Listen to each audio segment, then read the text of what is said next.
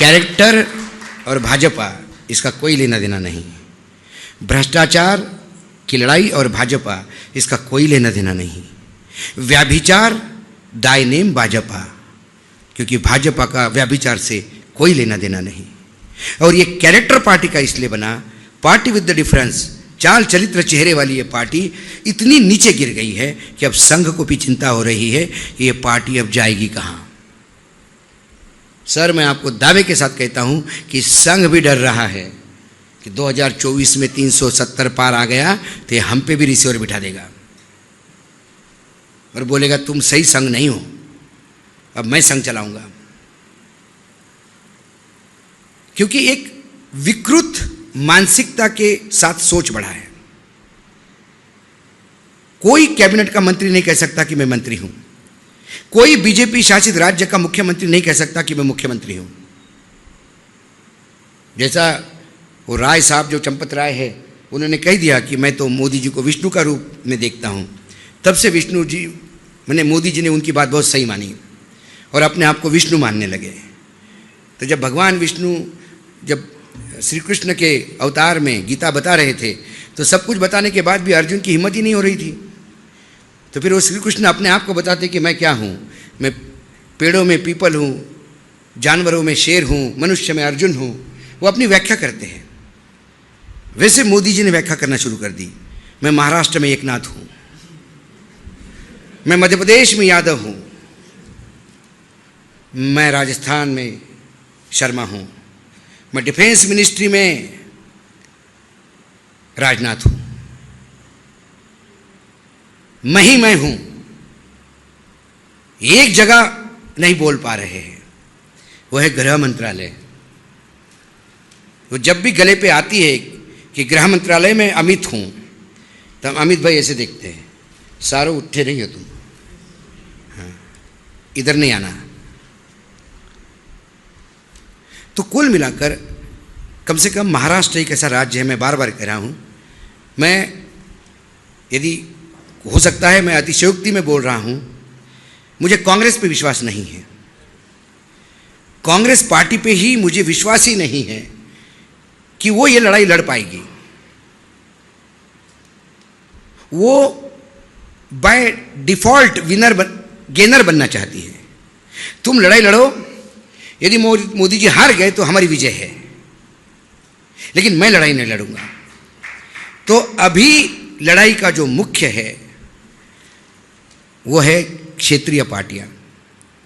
मुझे ममता बनर्जी से बहुत आशा है, मुझे अखिलेश से आशा है, मुझे तेजस्वी से आशा है, मुझे उद्धव से आशा है, शरद पवार से, स्टैलिन से, इन लोगों से आशा है कि ये कम से कम अपने, और महाराष्ट्र 48 सीटों का प्रदेश है, मैं बता रहा हूं आपको, महाराष्ट्र 2024 तय करेगा। मैं बार बार बोल रहा हूं, महाराष्ट्र में यदि 30 सीटों का गड्ढा हो गया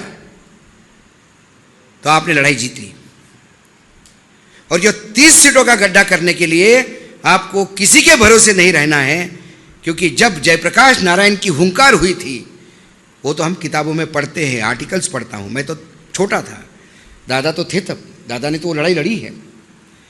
तब कोई राजनीतिक दल या राजनीतिक नेता ने लड़ाई लड़ी नहीं थी, जनता रास्ते पे आ गई थी। क्योंकि जब संसद आवारा होती है तो जनता रास्ते पे उतरती है। अब संसद आवारा हो चुकी है।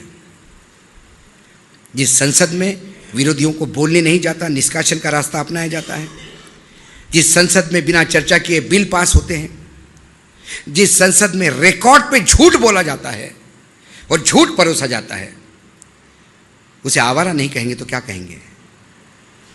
जहां स्पीकर बंधुआ मजदूर बनता है सत्ता का, जहां राष्ट्रपति मौन धारण करके बैठती है, ना कोई दिखती है उनको, ना कोई सुनाई देता है, ना कोई बोलने के लिए तैयार है।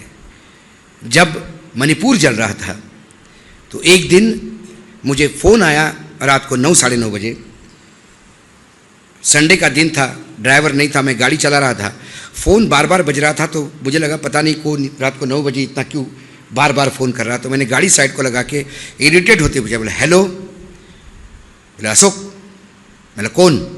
महिला का आवाज़ था। बोले अनुसुईया। मतलब कौन अनुसुईया? अनुसुईया तुम्हारी बड़ी दीदी अनुसुईया उइके बोल रही हूँ, मणिपुर गवर्नर। मतलब अरे क्योंकि जब कंबाइन मध्य प्रदेश था तब से हम जानते थे उनको, हमारी पत्रकारिता और उनकी राजनीति साथ में शुरू हुई।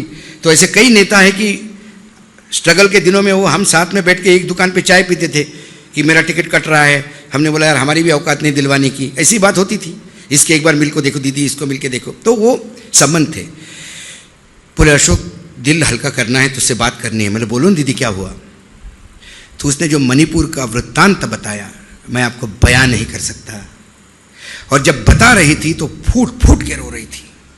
मैंने बोला दीदी आप गवर्नर हो, ऐसा रो मत। बोले बेडरूम में बैठ के बैठी हूँ बेटा, तुझसे ही दिल हल्का कर सकती हूँ। जो रिपोर्ट हो रहा है उसके 1000 गुना चीज़ें हुई है। बोले आप समझ सकते हो क्या हुआ मणिपुर का। और ये इसको नराधम नहीं कहूँ तो क्या कहूँ, शब्द नहीं है मेरे पास। मैं भी एक इंसान हूँ, मैं भी मेरे देश के प्रधानमंत्री की इज्जत करता हूं, लेकिन यदि वो काम करे तो रावण को रावण नहीं कहूं तो क्या कहूं, नराधाम को नराधम नहीं कहूं तो क्या कहूं। बंगाल में यदि एक कोई कांड हो जाता है तो उस कांड के लिए प्रधानमंत्री बंगाल में जाके उन महिलाओं से मिलते हैं। बंगाल में जो हुआ उसको मैं सही नहीं मानता, बिल्कुल गलत है। प्रधानमंत्री गए, जाना चाहिए। प्रधानमंत्री ने उन महिलाओं से बात की, लेकिन मेरे प्रधानमंत्री को सांप सूंघ जाता है क्या? जब मणिपुर में महिलाओं का होता है तो एक शब्द बोलने के लिए तैयार नहीं है, मणिपुर जाने को तैयार नहीं है। तब वो मणिपुर की बेटियां उनका परिवार नहीं है। जब खिलाड़ी हमारी कुश्ती की अपनी इज्जत लूट चुकी है, इसकी गुहार लगाने के लिए एफआईआर दर्ज करना चाहती थी। एफआईआर दर्ज करने के लिए यदि सर्वोच्च न्यायालय का साथ लेना पड़े तो इससे ज्यादा दुर्गति इस देश में महिलाओं की हो नहीं सकती। किस महिला सशक्तिकरण की बात करते हैं आप? किस आधी आबादी की बात करते हैं आप? इस हॉल में बैठी हुई कोई महिला, उसको 100 किलो तोला तो सोना भी दे दो, लेकिन उसकी बेटी की इज्जत पे आ जाएगी तो 100 किलो सोना फेंक के अपने बेटी की इज्जत बचाने के लिए रणांगण पे उतर आएगी। ये वो देश है। आप बोलते हो महिला सशक्तिकरण, उन लड़कियों को आपके पुलिस ने जूतों से रोना है क्योंकि एक गुंडे के खिलाफ वो एफआईआर दर्ज करना चाहती है और वो गुंडा आपका सांसद है तो 1-2 सीटें आपको जितवाता है उत्तर प्रदेश में। गुजरात लॉ कॉलेज अभी का एक्सपीरियंस, अभी का है, ज्यादा नहीं। Gujarat national law college campus में लड़कियों के हॉस्टल में मैसिव व्यभिचार हुआ लड़कियों के साथ, और लड़कों के हॉस्टल में घुस के उन्होंने लड़कों के साथ भी व्यभिचार किया। यूनिवर्सिटी ने खबरें दबा दी। रजिस्ट्रार ने कहा कि ऐसा कुछ हुआ ही नहीं हमारी यूनिवर्सिटी में। एक लड़की ने अपनी पीड़ा सोशल मीडिया पे दी। वहां के उच्च न्यायालय की जो न्यायाधीश थी उसने सुओ मोटो एक्सेप्ट करते हुए इस केस को ओपन किया और उसने कहा अपने ओपनिंग रिमार्क में कि हम मुंह दिखाने के लायक नहीं रहे हैं। यदि लॉ यूनिवर्सिटी में ऐसी बातें होती है, जो देश के लोगों के कानून के अधिकार की रक्षा करने के लिए जो फौज तैयार हो रही है, यदि वो अपने ही अधिकारों का रक्षण नहीं कर पाती तो इससे ज़्यादा शर्मसार बात नहीं हो सकती। उन्होंने हाईकोर्ट के रिटायर्ड जज हर्षा देवानी को इंक्वायरी करने के लिए भेजा और जो इंक्वायरी रिपोर्ट आ गई तो रोंगटे खड़े करने वाली थी। जो संदेश खाली में हुआ वो उसका 1% है, मैं दावे के साथ कहता हूं। राम राज्य 35 साल का गुजरात में सरकार है, राम राज्य की बीजेपी की 10 साल से डबल इंजन की सरकार है। विष्णु का अवतार समझने वाले नरेंद्र मोदी का गृह प्रदेश है, महात्मा गांधी की भूमि है, सरदार वल्लभ भाई पटेल की भूमि है। पटेल का स्टैचू बड़ा करने से पटेल की महानता नहीं होती। अरे पटेल के गुणों का कुछ तो अपने में लिया होता। प्रधानमंत्री गए क्या? उसके बाद 4 बार गुजरात गए। लॉ यूनिवर्सिटी की वो लड़कियों को मिलने नहीं गए। शर्म आती है।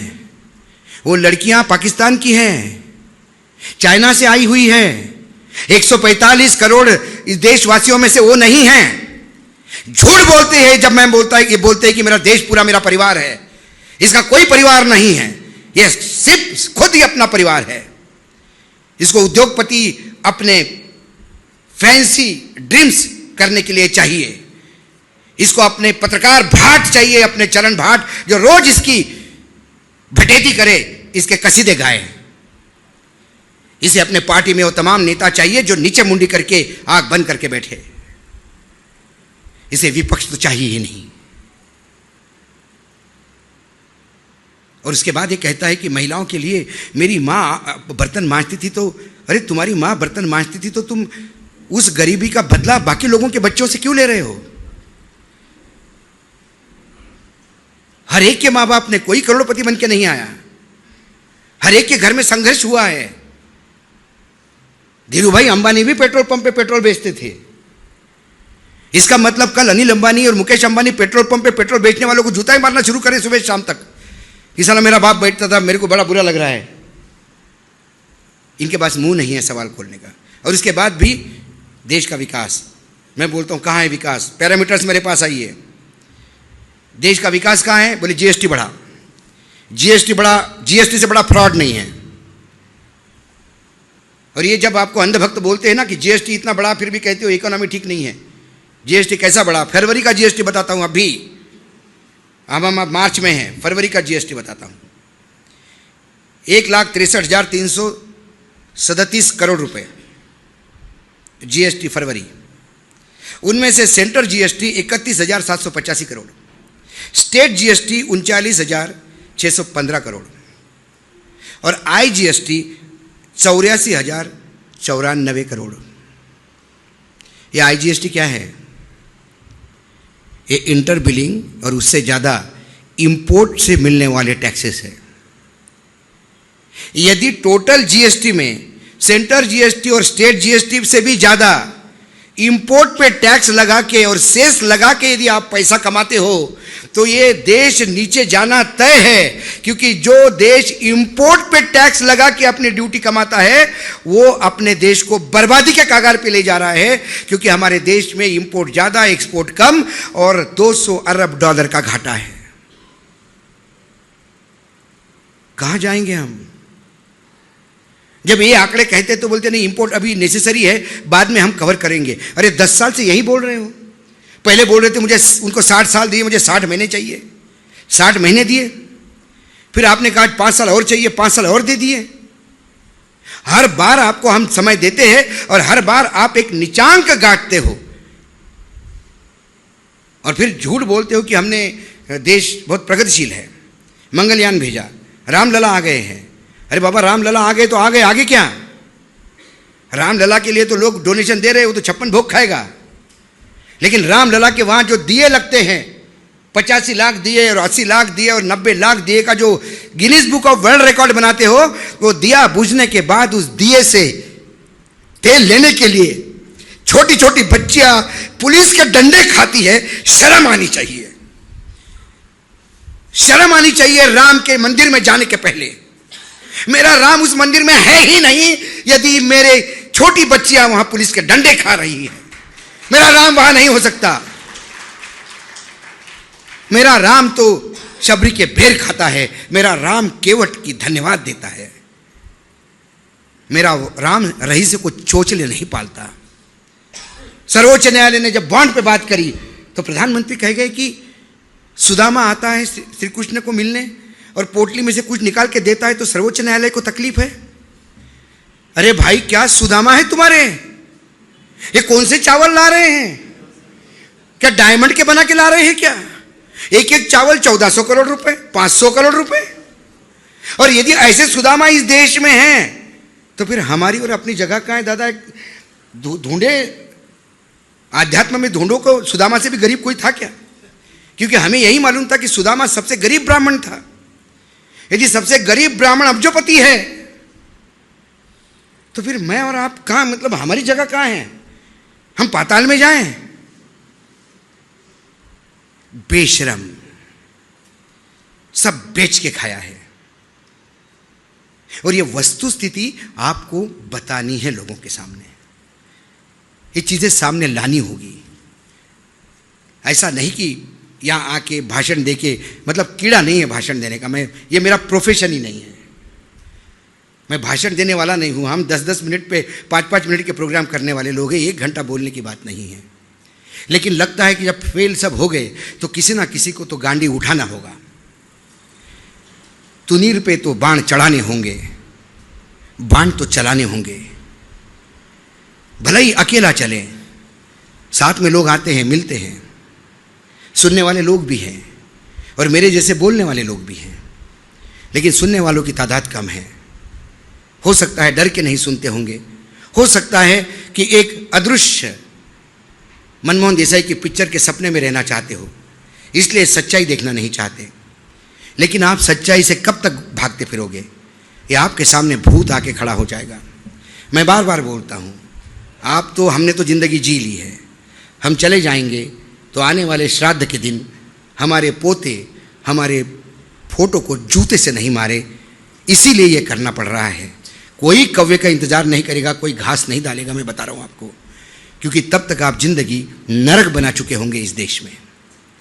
मैं ये नहीं कहता हूँ कि कोई राजनीतिक दल ठीक है, लेकिन ऐसे मर्द को चुनाव जिताइए कि जो आंखों में आके डाल के पूछे कि ये गलत है या सही है, बता।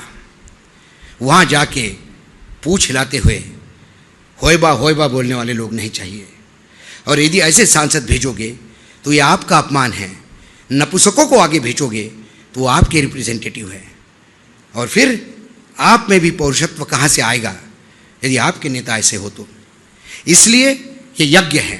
2000 के चुनाव, 2024 के चुनाव, ये चुनाव मात्र नहीं, ये देश की एक दिशा देने वाली तय होगी। और यदि ये देश उस गर्त में चला जाएगा तो फिर 100 साल लड़ाई लड़नी पड़ेगी। मैं बता रहा हूँ आपको, 100 साल लड़ाई लड़ने के बाद आपको फिर एक नए सूरज के इंतजार करना पड़ेगा। लेकिन क्या भारत भूमि पे 100 साल का कोई अभिशाप है? मुगल आ गए 100 साल चले गए, अंग्रेज आ गए 100 साल चलेंगे, और ये फैसिस्ट लोग आएंगे, धर्मांध लोग आएंगे और ये 100 साल राज करेंगे। देश बचेगा नहीं। ये देश को बचाना है।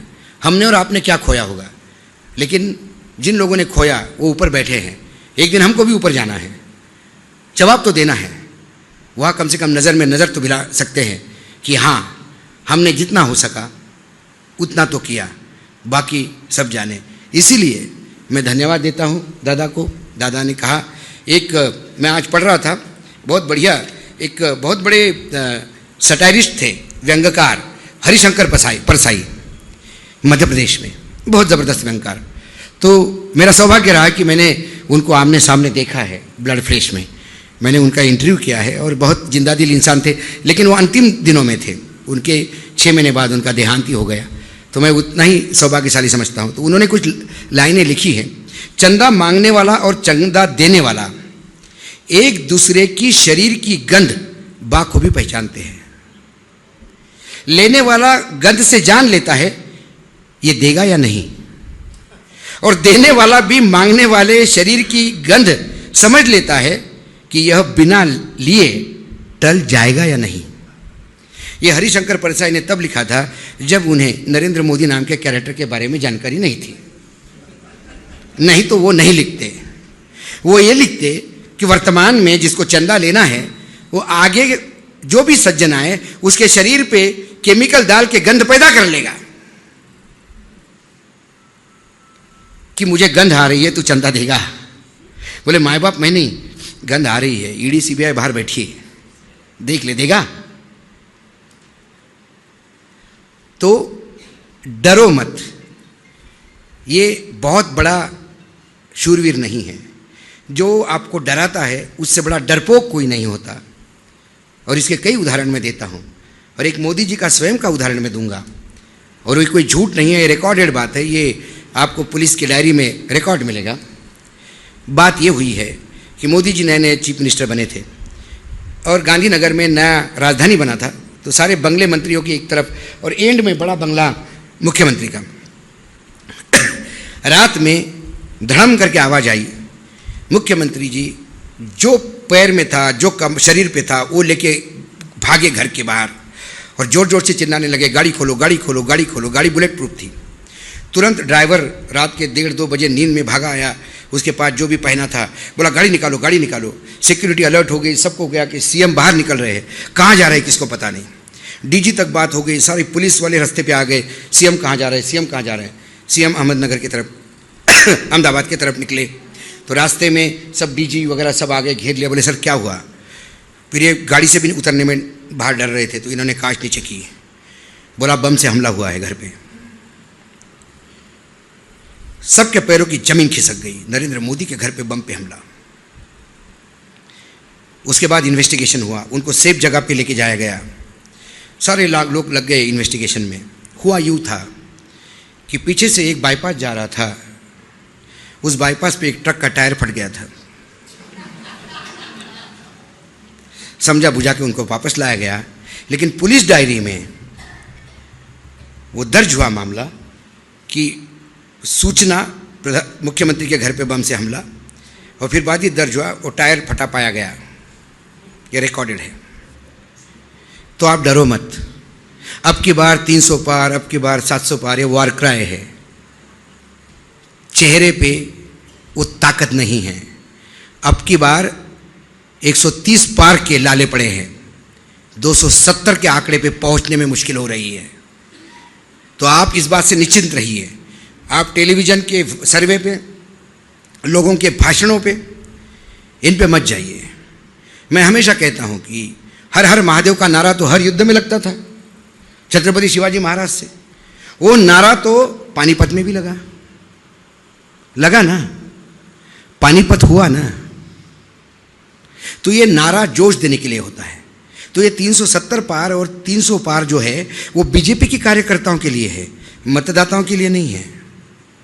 मतदाताओं के लिए ये आर पार की लड़ाई है, और मतदाताओं को इस बार प्रजातंत्र को पार करना है। मतदाताओं को यह देखना है कि इस बार ये रावण सीता को लेके लंका ना पहुंचे। ये कलयुग के जटायु है, हम सीता को उतार के वापस लाएंगे इस विश्वास के साथ। और आपसे गुजारिश है कि ये विचार आप पहुंचाइए, लोगों तक बोलिए। मुझे लोग टाइगर कहते हो, दीपक शर्मा उसको चश्मा लगाया दादा। एक हाथी को कोई टाइगर कहता है क्या? मैं तो हमेशा कहता हूँ। तो मैं टाइगर नहीं हूँ, आप सब टाइगर हैं। आप सुनने आए हैं, ये भी बहुत बड़ी अचीवमेंट है।